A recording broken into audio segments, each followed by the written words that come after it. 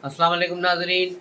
मैं अब अब्दुल जब्बार सुमरो हाज़िर हूँ आपके programme behind the news with Abdul Jabbar Soomro के साथ। तो शुरू करते हैं आज की खबरें। आज इंतहाई बड़ी ब्रेकिंग न्यूज़ है, बड़ी ख़बर है कि पाकिस्तान पीपल्स पार्टी और पीएमएल नून के दरमियान मुज़ाकरात कामयाब हो गए हैं और डील हो गई है, जिसका पूरी कौम को बेसब्री से इंतज़ार था कि ये इंतखाबात कब होंगे, इंतखाबात के बाद हुकूमत कब बनेगी और ये हुकूमत बनेगी तो किसकी बनेगी, बनेगी या फिर दोबारा इंतखाब होंगे। ये चेमोगोयाँ चलती रही और पीपी और पीएमएल नून के दरमियान तकरीबन 6 मुज़ाकरात के दौर हुए और बिलाखिर आज उसको फाइनलाइज कर दिया गया और पीपल्स पार्टी और पीएमएल नून की लीडरशिप ने जो है प्रेस कॉन्फ्रेंस की है। प्रेस कॉन्फ्रेंस में शहबाज शरीफ, आसिफ अली जरदारी, बिलावल भुट्टो, इसहाक डार और पीपल्स पार्टी और पीएमएल नून के दीगर चोटी के लीडरान मौजूद थे, जिन्होंने पिछले 10 दिनों से इस पर काम किया था। बहुत सी चीज़ें थी, ये बड़ी लहदें हो रही थी कि पीपल्स पार्टी सिर्फ आइनी उहदे अपने पास रखना चाह रही है, काबीना में शामिल नहीं होना चाह रही, और दूसरी तरफ मुस्लिम लीग का जोर था कि पीपल्स पार्टी वफाकी काबीना का भी हिस्सा बने और सारे आइनी उहदे नहीं रखे, आधे पीएमएल नून को भी मिलने चाहिए। लेकिन पीपल्स पार्टी अपने ज़िद पर कायम रही, लेकिन आज जाकर वो ज़िद टूटी और बिलाखिर इस बात पर कि पीपल्स पार्टी आइनी उहदों में कुछ हिस्सा पीएमएल नून को देगी और पीएमएल नून इस बात पर रजामंद हो गई कि पीपल्स पार्टी मरकज़ और पंजाब में हुकूमत में शामिल नहीं होगी। तो ये सारी सूरत हाल रही। इसमें वज़ीर आज़म, स्पीकर और चीफ मिनिस्टर पंजाब जो है पीएमएल नून का होगा, केपी का वज़ीर आला और पंजाब का वज़ीर आला पीपल्स पार्टी का होगा। सिंध और बलूचिस्तान का वज़ीर आला पीएमएल नून अपनी मर्ज़ी से रखेगी और वहाँ उन्हें किसी किस्म को नहीं छेड़ा जाएगा। चेयरमैन सेनेट जो होगा वो पीपल्स पार्टी का होगा। ये पावर शेयरिंग इसी तरह तय कर दी गई है और मुस्लिम लीग नून को अब स्पीकरशिप भी मिल गई, जो इससे पहले समझा जा रहा था कि वो पीपल्स पार्टी को मिलेगी, लेकिन अब ऐसा नहीं हुआ और अब सदर जो है आसिफ अली जरदारी बनेंगे और बिलाखिर ये बड़ा एक जो बुहरान था, बड़ा आइनी और सियासी बुहरान था, इसको भी ख़त्म कर दिया गया था। आज मुशाहिदुल्लाह सैयद ने सेनेट में जो तकरीर की थी, उस तकरीर का भी लबो-लबाब ये था, आपको मालूम होगा कि मुशाहिदुल्लाह सैयद किन के आदमी हैं। उसका जो मैसेज था, उसकी जो तकरीर थी, दरअसल वहाँ का ये मैसेज था कि हुकूमत बनानी है तो बनाओ, नहीं तो फिर कल के बाद जीएचक्यू खुद हुकूमत बनाएंगे और खुद ही वज़ीर आज़म लाएंगे, जिस तरह काकड़ आया था। फिर हो सकता था कि मरकज़ में गवर्नमेंट न बनती, मरकज़ की असम्बली को तोड़ दिया जाता और फिर वहाँ निगरान गवर्नमेंट कंटिन्यू रखी जाती, सूबों में हुकूमतें रहती। लेकिन मामला तय पाने के बाद ये चीज़ बिल्कुल क्लियर हो गई कि अब पाकिस्तान पीपल्स पार्टी और पीएमएल नून हुकूमत बनाने जा रहे हैं, जिसमें शहबाज शरीफ वज़ीर आज़म हो गए, इसमें क्यू लीग भी शामिल होगी, इसमें एमक्यूएम भी शामिल होगी, इसमें आईपीपी के भी लोग शामिल होंगे और एक दो दूसरे आज़ाद उम्मीदवार भी होंगे। तो इस तरह ये बहुत बड़ी अचीवमेंट हुई है और सबसे बड़ा नुकसान जो हुआ है वो मुस्लिम इसमें इमरान खान की जमात पीटीआई को हुआ है, क्योंकि पीटीआई किसी भी तौर पे कोई लचक दिखाने के लिए तैयार नहीं थी। इमरान खान किसी से मुज़ाकरात करने के लिए तैयार नहीं थे। वो ऐसे उसकी जो कमेटियाँ बनी वो सिर्फ टामकटोइयाँ मारने के लिए थी। मौलाना फजल रहमान से मिले, दूसरी जमातों से मिले, जो असल स्टेक होल्डर थे उनसे मिलने के लिए तैयार नहीं, तो फिर उसकी हुकूमत कहाँ बनती।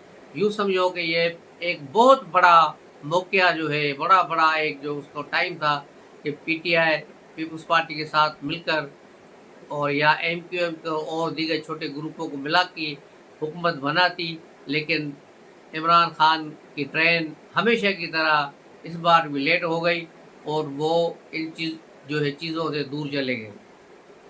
ताहम ऐसा लग रहा है कि पीटीआई के साथ बैकडोर डिप्लोमेसी चल रही है, जिसका ही फ़ायदा इनको दिया गया है और वहाँ पर अब जो है पीटीआई को केपी में हुकूमत बनाने की शायद इजाज़त दे दी गई है।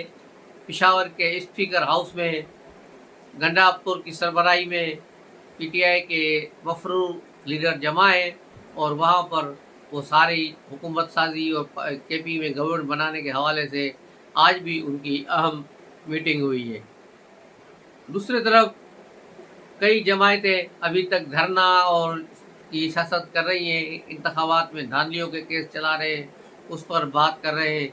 जिस तरह आज जीडीए का भी एक जलसा छोटा सा मोरो में हुआ है, जो एक नाकाम शो था जिसमें कुछ भी नहीं था। वही पीर पगाड़ा के मुरीद हैं, उनको हैदराबाद बुला लो या उनको मोरो बुला लो या उनको सखर बुला लो, वो बेचारे अपने मुर्शिद की दीदार के लिए फ़ौरन वहाँ पहुँच जाते हैं। लेकिन सियासी कारकुन जलसे में न होने के बराबर थे। मोरो जैसे बड़े शहर में जहाँ पीपल्स पार्टी का जलसा होता है तो वो भी इससे बड़ा होता है, लेकिन मकामी लोग होते हैं। लेकिन यहाँ मकामी लोग नज़र ही नहीं आए।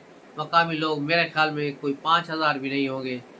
इसकी कारकर्दगी का बुनियादी वजह जतोई की नाअहली है, जो 5 साल के बाद अपने हलके में आते हैं और 5 साल के बाद जब इलेक्शन होती है लोगों को चेहरा दिखाते हैं, उसके बाद फिर ये गायब हो जाते हैं। एक भाई मलेशिया में जाके बैठ जाता है, एक बस कराची और इस्लामाबाद घूमता रहता है, लेकिन ये मोरो या आसपास के कहीं किसी इलाके में नज़र नहीं आते। तो इसकी वजह भी बड़ी वजह है कि लोगों ने इनको छोड़ दिया है। ये 75 सालों से मोरो पे हुकूमत करने वाला ख़ानदान है जिसने मोरो शहर को तबाह किया। वहाँ ने कोई तरक्याती काम न कुछ भी नहीं किया इन्होंने। जनरल ज़िया का 11 साल दौर, मुशर्रफ का 8 साल दौर, उसके बाद पीएमएल नून का भी ये वफाकी वज़ीर रहा है, लेकिन उसके बावजूद जतोई ने यहाँ कुछ नहीं किया। कोई एक मंसूबा, एक कोई चीज़ जो है इसने की हो जिसके बारे में ये दावा कर सके कि ये मैंने बनाई है, कुछ भी नहीं बनाया इस आदमी ने। तो इसको लोग वोट क्यों देंगे, क्यों इसके पीछे चलेंगे? तो यही वजह है जीडीए की नाकामी की, यही वजह है जीडीए की नाकामी की। और पूरे सिंध में हमने इंतखाबात से कबल तज्जिया बताया था आपको, इस्लामाबाद मरी के हवाले से, लाहौर के हवाले से, सिंध के हवाले से मैंने कहा था कि सिंध में वन वे ट्रैफिक है, सिंध में किसी और जमात का कहीं भी कोई ऐसा उम्मीदवार मुतहरक नज़र नहीं आ रहा था इंतखाबात के दौरान। और यही बात फिर पीर साहब पगाड़ा ने भी अपने लास्ट जलसे में हैदराबाद में की थी कि मुझे कह रहे हैं कि मैं घर से क्यों नहीं निकला, क्योंकि मुझे मालूम था कि हम नहीं जीतेंगे। इसका मतलब यही था कि जीडीए वाले इंतखाबात से पहले ही अपनी शिकस्त तस्लीम कर चुके थे। अब ये वहाँ की जो बोलियाँ चल रही हैं, मतलब इनका कोई सबब नहीं है, कोई वजूद नहीं है। अब मदीन में फिर जलसा करेंगे, लोगों का रास्ता बंद करेंगे, परेशान करेंगे, 1-2 जलसे और करेंगे, लेकिन होगा कुछ नहीं। और राशिद मामून सुमरो अब कह रहा है कि मैं 10 लाख लोग लेकर कराची जाऊँगा। बेटा अगर तेरे पास 10 लाख लोग होते तो तू कब का जीत कर असेंबली में पहुँच गया होगा।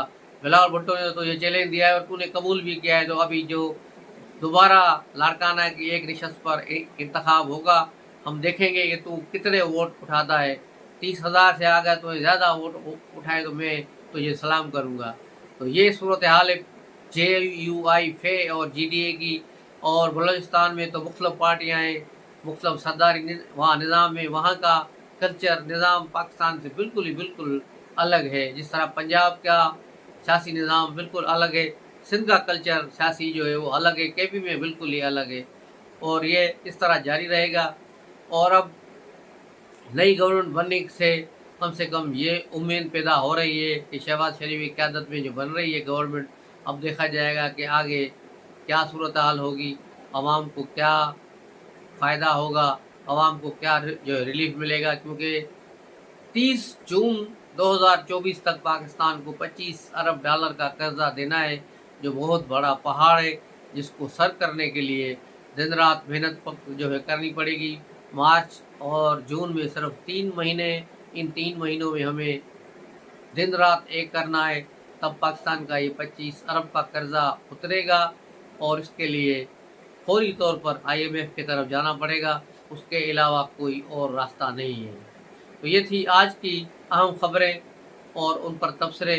मिलते हैं अगले ब्लॉग में, तब तक के लिए इजाज़त दीजिए। अस्सलाम वालेकुम।